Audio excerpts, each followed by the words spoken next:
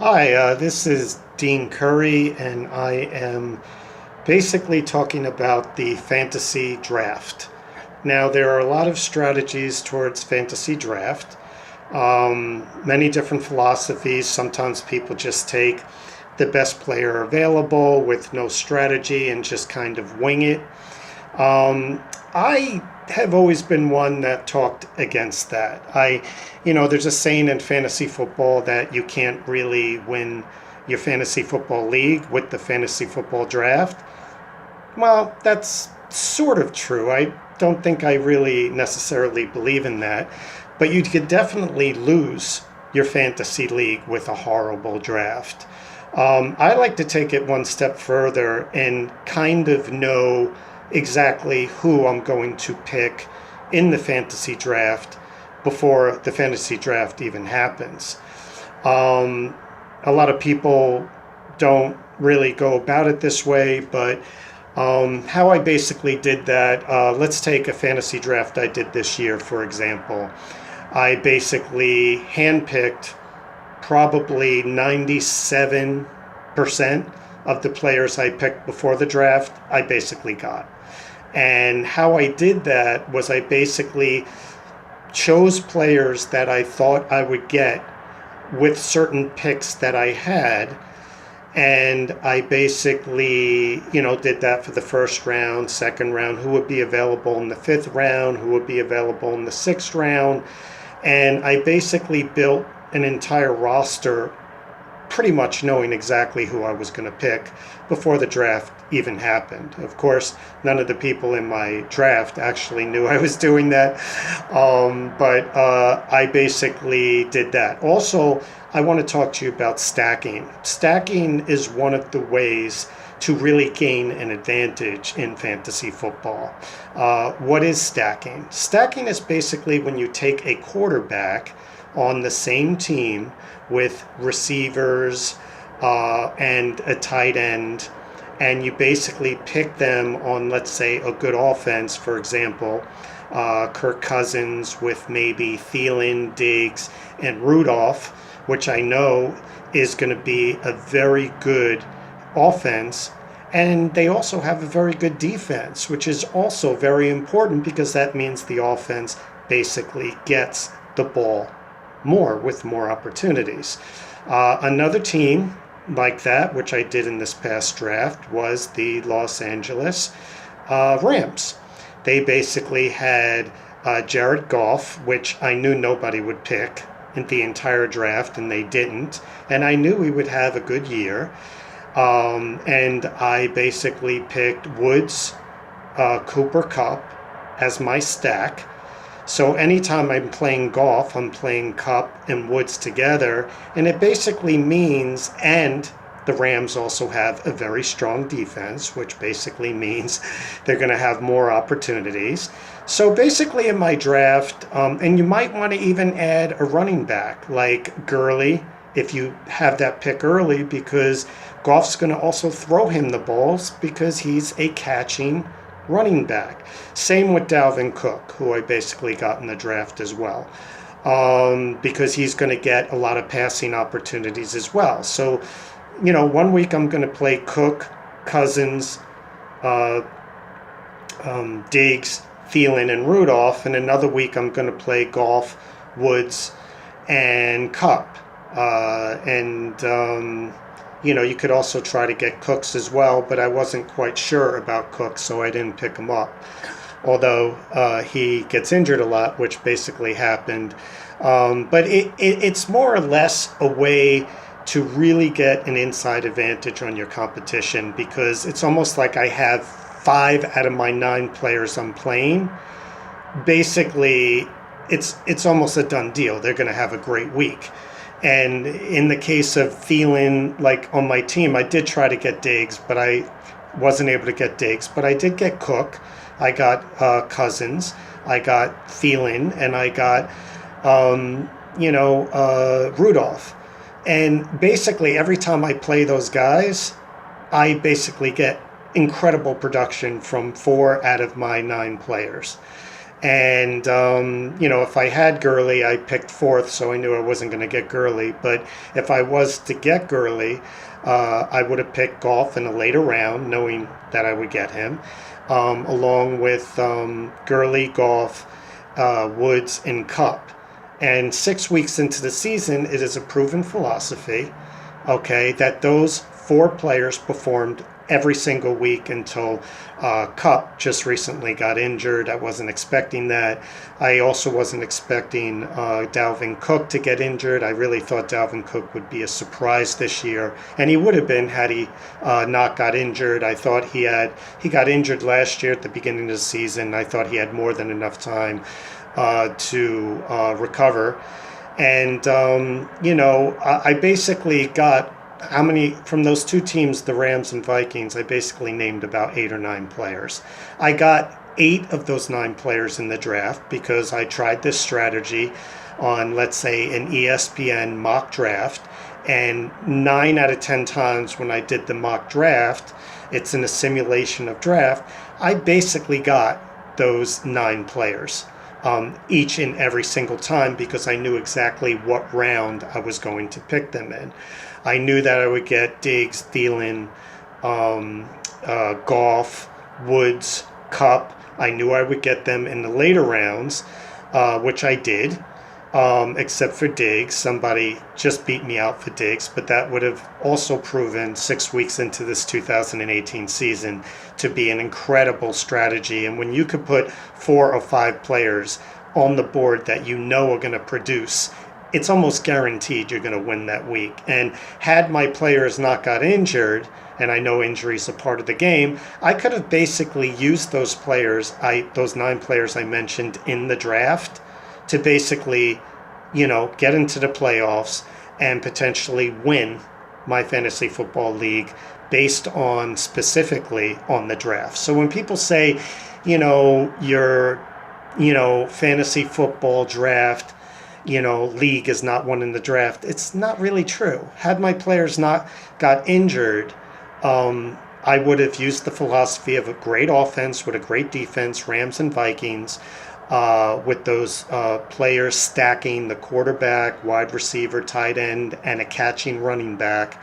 And I basically could have run that strategy right into I would have easily made the playoffs. But now with the injuries to Cook and Cup, and Woods also on the Rams got injured, then that's when you have to, change your philosophy and go perhaps in a different direction, which I did by picking up Carson Wentz, and I tried to get Jeffrey to pair him with Jeffrey, wasn't able to. I tried to get Ertz and pair him with Ertz, I wasn't able to in trades, which is a harder philosophy, but I'll keep trying to get those people because stacking is really where you gain an advantage. There's a person in our league that put Kelsey with Mahomes, and he's basically in first place in our league just on those 2 players, because every time he plays Mahomes and every time he plays Kelsey, which was very smart of him, they basically put up pretty much the most points each and every time, and he has 2 slots automatically guaranteed to him. As far as the draft is the order in which you draft, I'm a big believer that you should load up on running backs early and often, maybe the first 2 picks, and then switch it up to 1 or 2 good receivers and then right back to running backs. The reason why is because there's always enough running backs and new running backs that emerge, because there's wide receivers. There's always a plethora of wide receivers that are always available, because there's 3 wide receivers on the field at each down, where there usually is only 1 running back. And basically there are teams that do the platoon running back, which basically kills the running back for that team, because the running backs have no value because they split carries. So those teams are eliminated, and then there's only one running back per team. So there's really not that many running backs that are available as to where there are with wide receivers. You have three, and then injuries present even more opportunities, and then emerging wide receivers actually come up big as well. So there's always going to be receivers throughout the season that you could pick up on the waiver wire, but not so with running backs. So I try to get as many running backs, a good solid 3 to 4 if I could, within the first six or seven picks. And you always want to get a McCaffrey, a Gordon, a Kamara, a Kareem Hunt, although he's not catching the ball as much. But you want to get a running back that basically catches the ball, because it's easier to gain points that way when you have a running back which is good for 7 or 80 rushing yards a game. That's 7 or 8 points. And he's also good for 4 or 5 catches for 50 yards. So that's basically 7 to 8 points each week, along with 5 catches in a PPR, 1 point per catch, and 50 yards is another 5 points. So you basically are starting out with 17 points or 18 points almost every single week, and that's not even including touchdowns. So as far as the flex position, I'm a big believer that years ago I used to always play a running back in the flex. Now I almost always play a wide receiver in the flex, only because it's becoming a passing league more and more, with teams like the Rams, the Chiefs, basically all the teams are changing to running backs that catch the ball, and also a more wide open wide receiver thing. And mostly if you look at the amount of wide receivers on a weekly basis for the most points scored, there's usually more wide receivers up there than running backs, because it's becoming a passing league. So I strongly advise, in most cases, unless you have a running back that catches the ball a lot, in most cases you want to play a wide receiver in that league, because if it's a good wide receiver, he's almost guaranteed to have 5 or 6 catches and guaranteed to have at least 50 to 60 points, guaranteed, if they're a good receiver, which basically means you're starting off with 12 or 13 points aside from touchdowns or anything like that.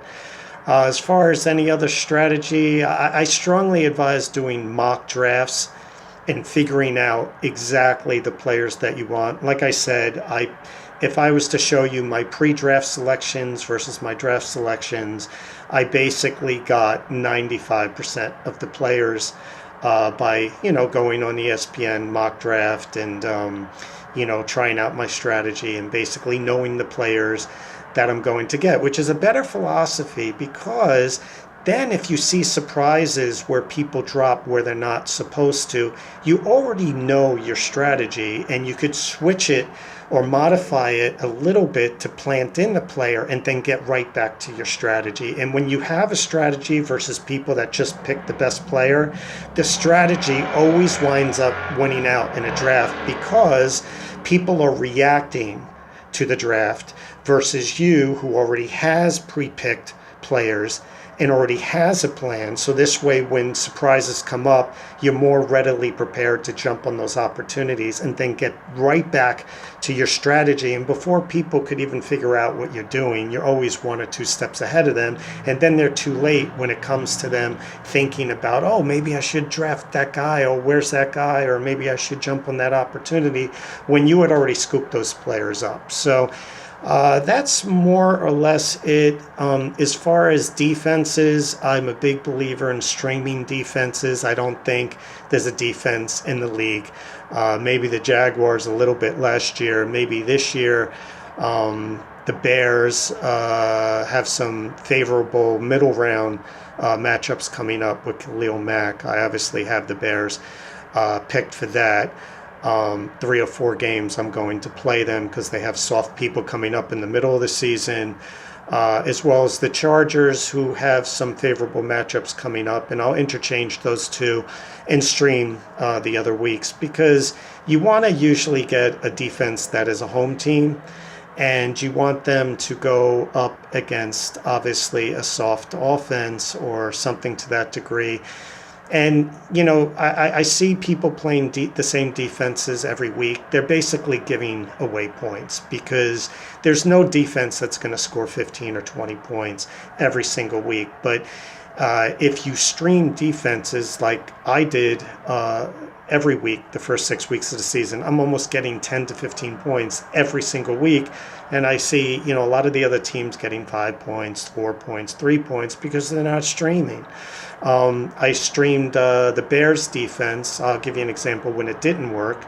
I streamed the Bears defense this past week 6 against the Miami Dolphins, against Brock Osweiler, which I thought was a great pick. And it actually was. And in the first half, I was at 10 points, and then Miami in the second half of Brock Osweiler went off, and they dropped the Bears defense to 0. But I didn't find out till after the game that Khalil Mack, their best defensive player and game changer, went down on basically the first 5 minutes of the game in the first quarter. I couldn't understand why the Bears didn't have a bigger game against, this team with Brock Osweiler, who has been awful for I don't know how long, and he was subbing. But then when I saw Khalil Mack went down, a few minutes into the game, then I understood. Because if he had played, I mean, it's a big if, but it's almost guaranteed that they would have, because he gets so much attention that he makes the rest of their defense so much better, because they're left unattended. And, so when he doesn't play, he's the best defensive player in the league. That causes a huge hole in their defense. And had he played, I'm telling you right now, they would have put up 10 points instead of 0 on defense. So that's pretty much why it didn't work. But you really want to stream. As far as kickers are concerned, always have a kicker that has, a good kicking percentage with a team, and this is very important, that has a problem getting into the end zone. The Ravens, for many years, with their team, have had a very difficult time getting into the end zone. And they also have a really good defense. So that means they're going to have a lot more opportunities. So you want to get a good kicker, which the Ravens have, one of the best kickers in the league, with a great defense and a good offense.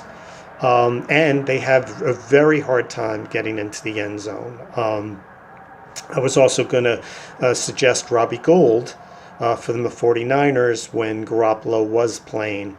And they also, I thought, would have a hard time getting into the end zone.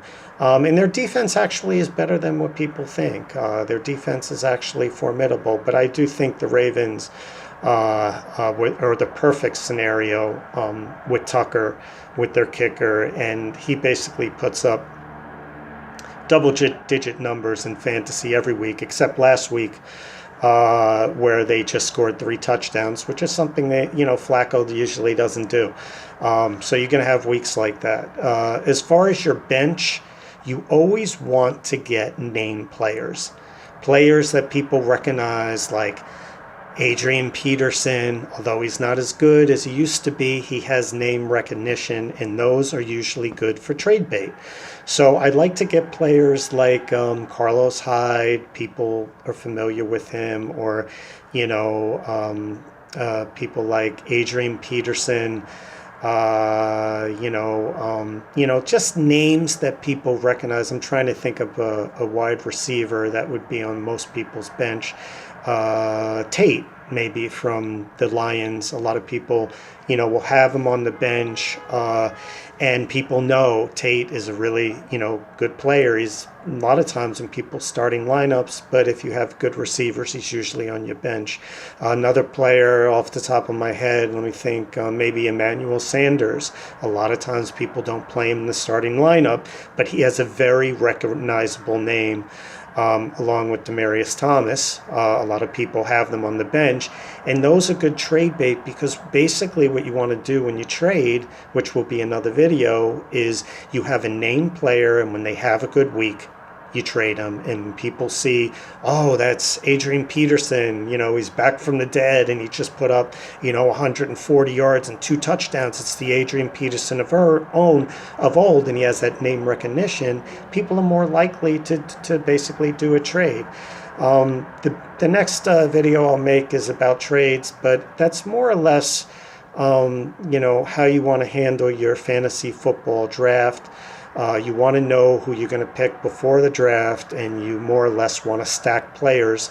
So when you have a good offense with a good defense, you could put in those 3 or 4 players that are going to produce each and every week. And when you have 2 sets of teams, like I did with the Rams and the Vikings, you basically play the team that is going against the softest defense that week. So when the Rams go up against a soft defense, you play the Rams. When the Vikings are going up against a soft defense, you play you play that team.